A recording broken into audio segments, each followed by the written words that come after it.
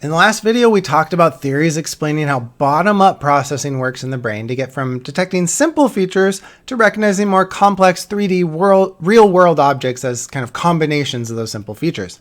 But of course, that bottom-up processing is only part of the picture because our brain is constantly using our past experience to make quick, speeded judgments and sort of interpretations of what's hitting our eye. So depending on your past experience, your brain might jump to conclusions about what you're seeing, like in these funny pictures from the internet, like this one with a cat touching a woman's face or whatever, the guy with his head against a large reflective balloon, things like that. Or you might see like, it looks like the guy is wearing or has bare legs, even though he's not, right?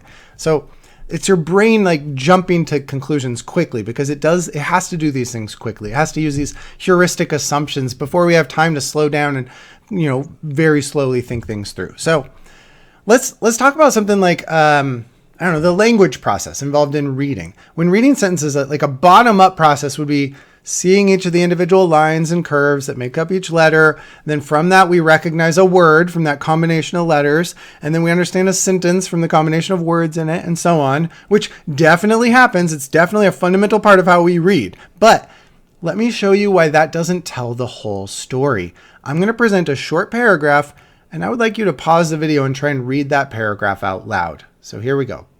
When I show this paragraph, just pause the video for a second and read it.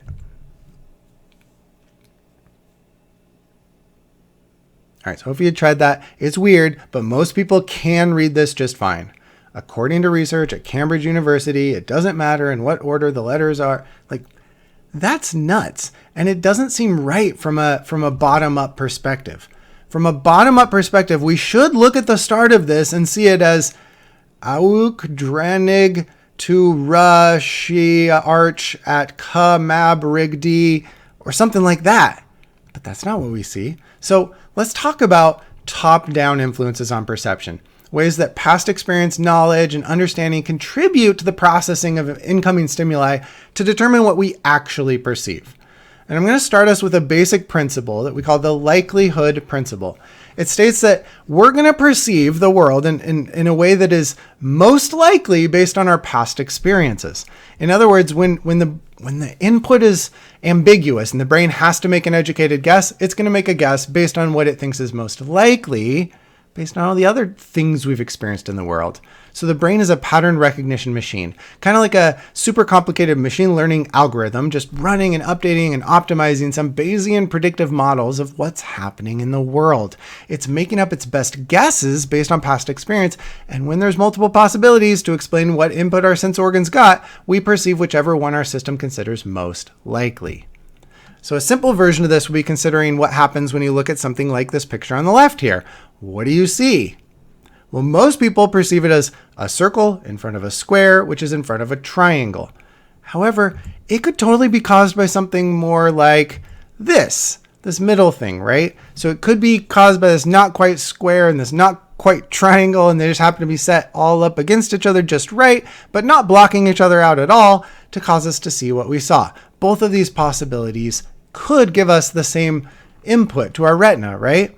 But most brains consider version B more likely because in past experience in a three-dimensional world with depth, we've seen plenty of objects blocking or partly occluding the view of other objects in a way just like this, and that happens way, way more often than things with these unusual shapes being lined up just right for no reason at all. So the likelihood principle says we're going to perceive B. Oops. Okay, here's another example from a bottom-up perspective in terms of what's actually getting to our eyes. That's ambiguous here. The second letter, what's kind of blocked here by the ink spill or whatever, that second letter could be an F just as easily as it could be an E. But we perceive it as an E because of context and past experience and our knowledge of words. Or this example here, the cat, where the bottom-up stimulus for the middle letter in each of these words, it's actually the same in both of these words, but thanks to context and past, linguistic knowledge, we perceive that same stimulus as an H in one case or an A in the other. And it might seem obvious now when I'm pointing it out or when they're next to each other, but if you just saw one of these words by itself in a big long paragraph, you would read that as an H if it was between these, and you'd read it the same thing as an A if it was between these. Again, doesn't seem so obvious until I put it right in front of you. Likewise, people have faster reaction time to recognize the O in a word like house than to recognize the letter O if it's in a non-word, like HUSEO. This is actually, we have a name for this. It's called the word superiority effect. We show better recognition and faster recognition of letters that are presented within words compared to just recognizing like isolated letters or letters that are in non-words. So you might naively think a letter like V is recognized just based on its shape. Like, is the shape there? Then I recognize a V. It takes the same amount of time. If it hits my eyes, I either see the V or I don't.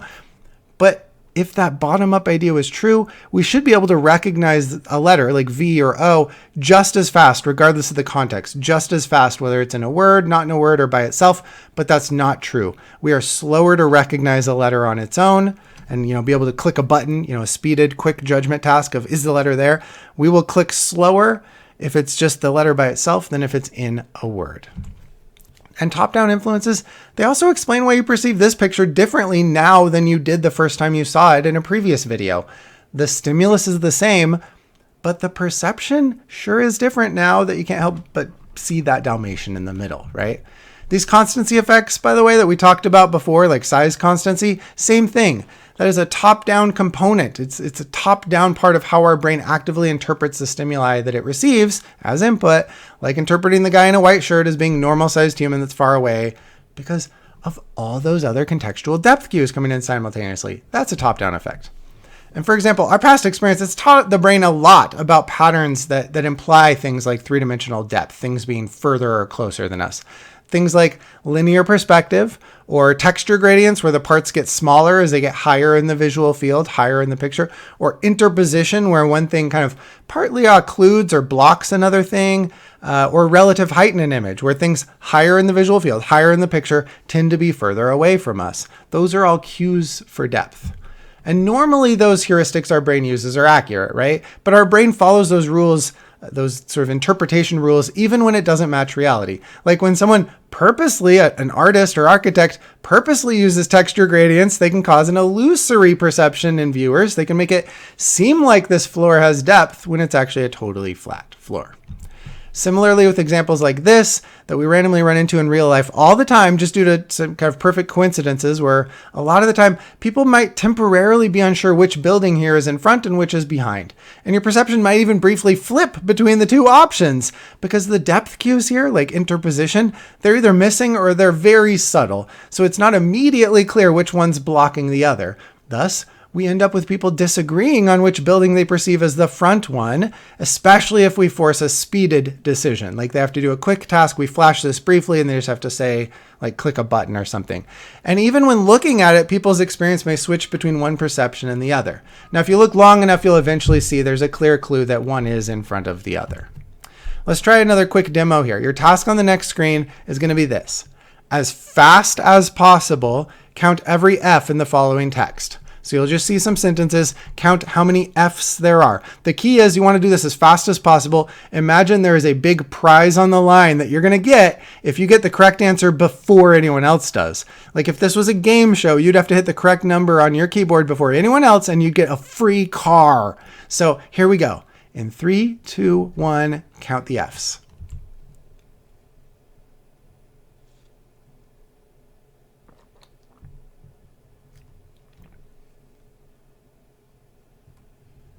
All right, so after you came up with your number, go back and check your answer more carefully because most people here answer 3, but in fact, there are 6 F's in this little excerpt. When we read, our eyes often totally skip short words like of, OF, and our brain fills it in. It just sort of assumes those words' presence, fills the gaps to make sense automatically. When reading, we are not processing every letter individually and then combining those to process every word individually and then processing every word to make sense of the sentence. Rather, our brain speeds ahead, making assumptions. It jumps and it fills in the blanks with its best guess of what was there. We only really see part of what we read, but it's enough to gather the gist of things. And that's how reading actually works. So, how does this happen? What are the heuristics the brain is following when it fills in the blanks, when it makes its best guesses about the world? And for that, we're going to turn to the Gestaltists, a school of psychology that started in Germany and Austria back in the early 1900s with Kafka, Kohler, and Wertheimer. The word Gestalt, it translates roughly as like pattern or configuration. Their big idea was that what we perceive isn't individual components, but entire patterns or configurations. But what they mean by that is something like the phrase, the whole is greater than the sum of its parts. So what they're saying is what we see, what we experience, what we see, what we experience, it goes beyond what's in the stimulus. It's greater than, in the sense that the brain is adding things not in the stimulus itself. So you can see how their school of psychology was kind of way ahead of its time in terms of understanding perceptual processes. At the time, they were the first to systematically test and describe how we perceive movement and contour and things like constancy that we've talked about. And they tried to understand why perceptual illusions happened and that perceptual illusions can teach us about how normal perception works. So they were ahead of their time in a lot of ways. Their biggest contribution from this school of psychology was in what we call perceptual grouping or perceptual organization. Basically, they tested and discovered and documented some rules and principles by which our brain takes the chaos of input and constructs meaning out of it at the level of our experience. So for example, when it comes to how we group together or perceive together the individual elements of visual input, our brain follows some principles. I'm going to walk through some of these principles to give you an example. So first off, there's the principle of proximity. Sometimes you'll hear this called like the law of proximity. I'll just call these the principles. So the principle of proximity is where objects close to each other are seen as forming a group. Like here are 10 blue circles, right? But at a glance, right, if you're not paying too much attention to it in the middle of a perception class, or a cognitive class, at a glance, our brain jumps to seeing it as 5 pairs rather than 10 individual blue circles, right? It groups the things that are in proximity to each other. Or here we don't see this as 72 white dots, right? At a glance, you don't see it that way. You'll probably see it as one big set of dots on the left, the 36 that make up a square shape. And then we see 3 more smaller sets of dots organized vertically here. It seems obvious, but remember, they're mapping out the fundamental basic principles of how our brain organizes the reality from, behind the scenes. Then there's the principle of similarity. Like our brain clusters this thing here, like these rows here. It kind of automatically clusters these into alternating horizontal rows of white circles and rows of black circles, not a column of white, black, white, black, white, black, white, black, another column of white, black, white, black, white, black, right? That's not naturally how your brain jumps to seeing and perceiving and kind of feeling that out. Or likewise here, if you notice how panel A, your brain groups things into vertical columns, but in B, your brain groups things into horizontal rows probably, or how in the panel D, the bottom right panel, it's kind of hard not to see the big circles grouped together, the circles all being sort of grouped together by size. So an assortment of elements gets grouped together if they're similar on a quality like shape or size or color and so on. That's the principle of similarity. Then there's the principle of closure, that our brain preferentially perceives things as complete objects and ignores or fills in little gaps in things. Like these are perceived as a circle and a rectangle rather than some random ass assortment of short curved lines and straight lines and angles and stuff. Or here in the logo of the World Wildlife Federation, the brain kind of fills in the gaps and we see it as a complete head or a complete torso, even though that's not actually drawn in. Of course, the individual elements alone don't give us a panda, right? The individual elements alone don't really make sense, but when they're organized in the right way, our brain adds extra information to the stimulus. It creates what's missing in those gaps. It fills in those gaps with its best guess. There's also the principle of continuity. Sometimes it's called the principle of good continuation, where separate lines are perceived as part of the same unbroken line if kind of extending one would connect it to the other without a sudden change in the path. In other words, look at this little example in the bottom of our image here. This one here. So look at the example here. When we look at this, our brain sees a straight line overlapping with a kind of curving line doing a sine wave pattern, which totally makes sense. But that interpretation is not actually there in the reality of the input. That interpretation is not there in the proximal stimulus.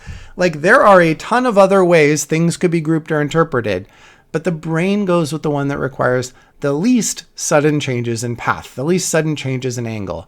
So notice how the rightmost red and black groupings in this image here, they involve an abrupt change in the path. So they would still cause this same kind of thing to hit our retina, but we don't perceive it as like this object and continues up here and then goes down and then continues straight and then curves for a while and then continues straight, and a separate object that curves and then goes straight and then curves and then goes straight. We don't see it that way. Even though it would cause the same proximal stimulus, one is more likely as an interpretation. The brain jumps to that conclusion. So one of these left types where it's straight line and separately curved. So with continuity, or the principle of good continuation, we can understand that this is two keys that are crossing each other, for example, right? Because our brain follows and says, oh yeah, behind here, that's got it, this straight line has to continue back there. And when we see something like this, our brain can make sense of the rope here as involving continuous connections, even in the parts that are out of our sight. So when we look at this, right, this rope's going back here, we interpret it as going behind something else and continuing, because that's the best way to make sense of this part we can see plus this part we can see. We connect them together because it's the same kind of continuous curved angle without an abrupt change. That's the best way for our brain to interpret what's going on here. Makes the most sense. That follows the principle of good continuation. And when we see something like this, our brain assumes are kind of like there's two sticks behind that tree that are crossing each other, right? Rather than seeing it as something like this, which would also cause the same thing, but we don't assume that because that's not as simple. It doesn't follow the principle of continuation. So principles like this are used all the time, by the way, by magicians during sleight of hand, because the magicians will take advantage of those assumptions your brain makes in your perception. The Gestalt jumps that your brain is making, the heuristics it's using, they use that against you to trick you and make you go, whoa, I didn't expect that. That's part of being a magician, or at least a sleight of hand magician. The principle of continuity, by the way, explains why we find images like this so compelling and interesting. Like the one on the right, the image on the right here, it's hard not to see the dad's face as being part of the painting behind them, because his shirt just happens, by coincidence, his shirt just happens to have a horizontal line that happens to have good continuation with the horizontal line framing the bottom of the painting. So it's kind of going here, going here. It looks like it continues here, even though that's just his shirt. So that plus similarity of color, it groups those elements together in the brain, and we perceive the dad as being in the painting rather than in front of it and totally separate. So that's by coincidence, right? That's a visual illusion, but that's because the brain is using its normal rules like continuity and similarity. There's also a principle called uniform connectedness, or the law of uniform connectedness, where elements that are visually connected or physically linked, they get grouped together and perceived as related. So in the example here, we see these things as being connected and these two things as being connected. Or in this example, we don't see 6 blue circles and 3 blue lines. Rather, we perceive it as 3 units, right? 3 maybe dumbbell kind of shapes. In fact, this one's interesting because the circles in each of these units are actually further apart from each other than the circles in separate units. But our brain still lumps them together based on connectedness. So in this case, the connection actually overrides the principle of proximity that would take over if we didn't have the lines. So if this was just the circles and there weren't these lines connecting them, you would quickly notice that these two are closer to each other than these two, and you might actually lump it as an individual dot, two together, and an individual dot. But the connectedness overrides that. It's a powerful grouping principle. Of course, if we understand the heuristic principles that our brain uses to jump to its conclusions, we can create funny illusions like this impossible looking doghouse, which makes no sense when your eyes follow it around. It's like, this can't be real. It doesn't look real. But the reason it looks so messed up is because our brain is assuming things like good continuation of the wood pieces that are going in the same direction, because that's normally how the world works. Even though, from a slightly different angle, you find out that the assumption your brain made, in this case, just happens to be wrong, because the person made a joke doghouse. So it's not that grouping principles are always right. They're just usually right. They're good enough. They're unconscious and automatic heuristics, meaning shortcuts for our brain to use so that we can make sense of the world quickly and perceive things at a glance, rather than having to investigate it from multiple angles before our brain can let us see it one way or another. And these grouping principles, they come from our past experience, like wandering around a three-dimensional world since we first started getting, carried around by mom or crawling around and exploring the world ourselves. These principles, by the way, they only work so well overall because the world is predictable. In other words, there are environmental regularities, like the fact that lighting usually comes from above. Sunlight, right? Lighting usually comes from above. So those environmental regularities help us use cues to resolve ambiguity. So for example, the fact that we evolved and grew up in a world where light usually comes from above, either from the sun or from our artificial overhead lights, we are used to shadows happening a certain way in like convex versus concave curves, for example. Like in this demo here, our brain just makes the assumption that if the darker part is in the bottom half of a circle, so if you're looking at a circle shape and the bottom half is darker than the top, our brain assumes the circle must be bumping out towards us. But if the darker shaded part is in the top of the circle, we must be looking at a cavity, an indent, a hole, right?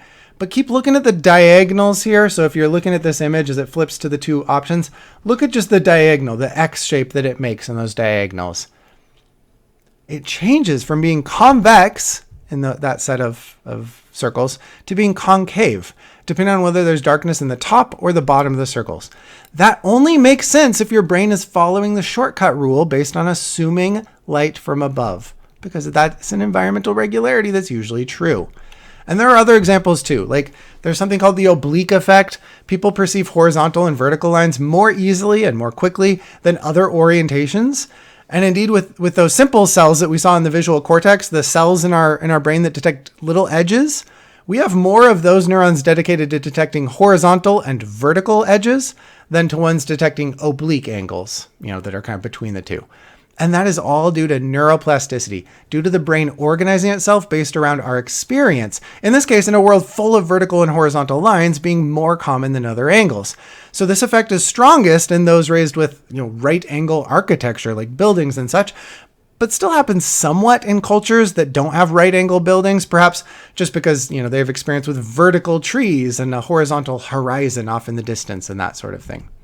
Anyway, the point of all this is not that bottom-up theories of perception, like feature detection theory or recognition by components theory, it's not that those are wrong, but rather that they're incomplete. So bottom-up and top-down processes are both involved in determining what we perceive. We take in sensory data, we pass it through filters, we disambiguate it based on knowledge stored in the brain, and then what we perceive, what we actually see and visually experience in our brains, it's our brain's inference or educated guess about what's out there in the world.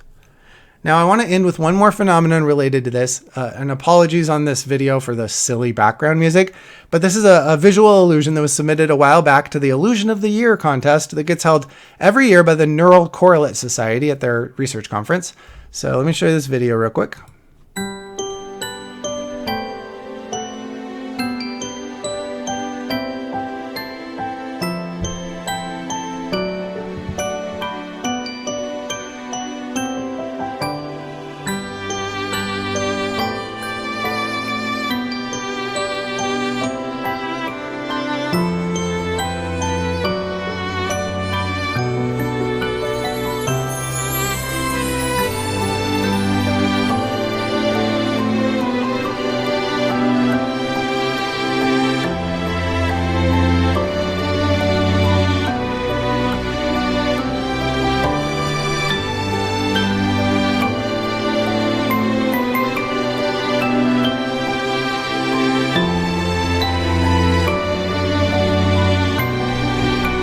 Okay, so the music's super corny or whatever, but it's a fun little illusion. What they mention at the end there, that your perception might flip back and forth between two different ways of seeing the same image, that is a phenomenon called bistable perception.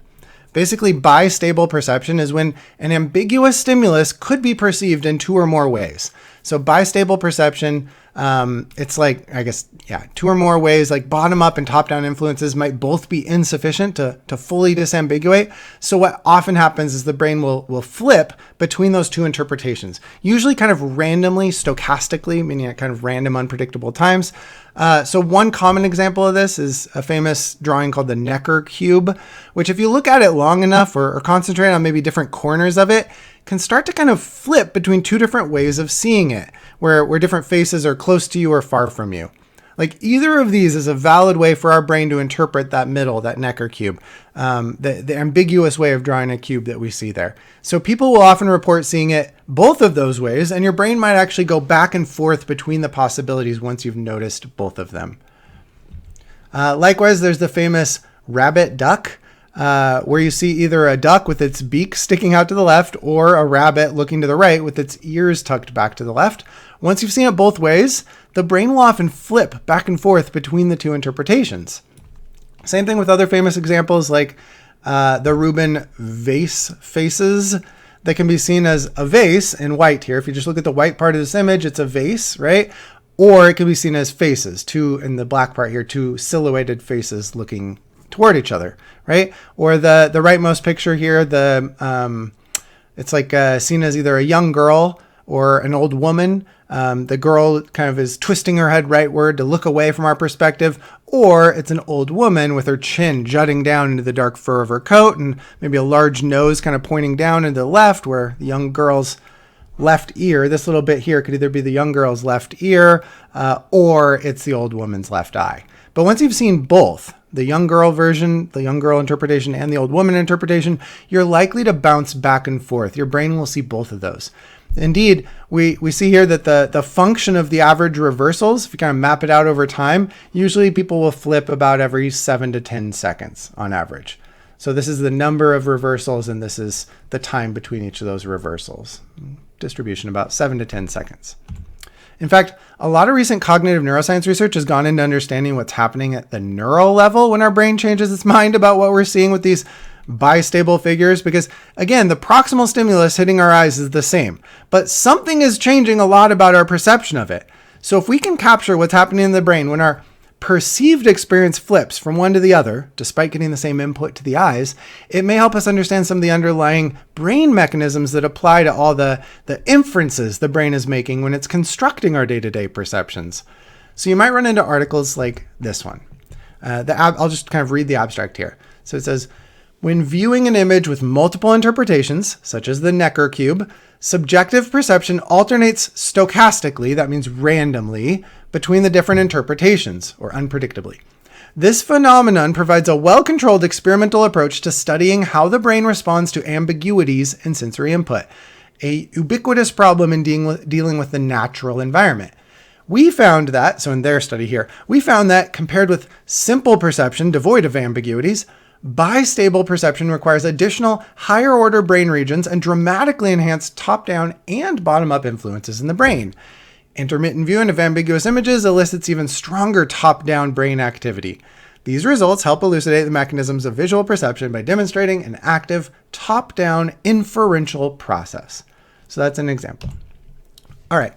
Well, in this video here, obviously, perception is a big topic and it's a specialty of psychology in and of itself. So we have barely scratched the surface, but probably the most important takeaway is how much of our experience is invented and constructed by the brain as an active process. It is way more inferential and kind of Bayesian than we might think based on our more naive everyday view of perceiving.